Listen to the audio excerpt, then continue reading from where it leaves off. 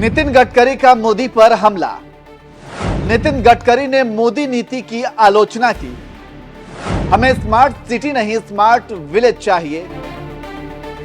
चुनाव जीतने या हारने से कोई बड़ा या छोटा नहीं होता।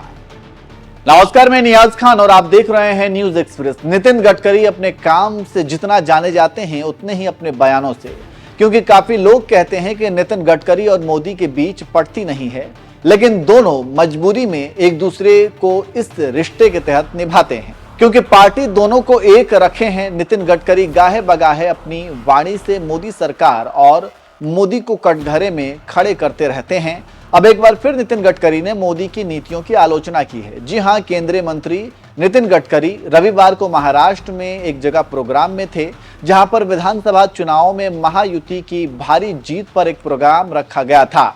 इसी जगह पर गेस्ट नितिन गडकरी थे और जब बोलने उतरे तो सबसे पहले कहा कि हर युवा को रोजगार मिलना चाहिए। नौकरियों के लिए गांवों से बाहर जाने की क्या जरूरत है, हमें स्मार्ट शहर नहीं स्मार्ट गांव चाहिए।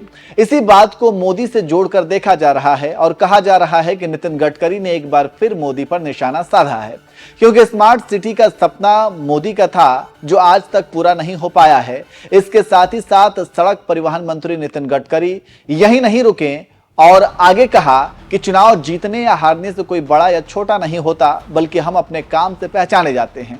डॉक्टर बाबा साहेब अंबेडकर ने विदर्भ से चुनाव लड़ा और हार गए।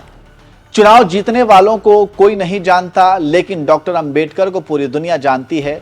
महाराष्ट्र में जाति की राजनीति करके नफरत फैलाने का काम किया जा रहा है, लेकिन कोई व्यक्ति अपनी जाति से नहीं बल्कि अपने काम से महान होता है। तो आप समझ सकते हैं कि कैसे इशारों ही इशारों में मोदी सरकार पर हमला बोला और कैसे इसके साथ ही साथ कहा कि जीत हार मायने नहीं रखता, बल्कि काम आपको याद रखता है। और इसी को लेकर विश्लेषक अपने अपने हिसाब से विश्लेषण कर रहे हैं। यहां पर हम आपको जानकारी देते चले कि अभी हाल ही में हुए चुनाव में महायुति ने रिकॉर्ड मतों से जीत हासिल की थी और विधानसभा की 235 सीटों पर कब्जा किया था। बीजेपी अकेले 132 सीटों के साथ महाराष्ट्र में बड़ी पार्टी बनी थी, तो उधर शिवसेना और एनसीपी ने भी क्रमशः 57 और 41 सीटों पर कब्जा जमाया था।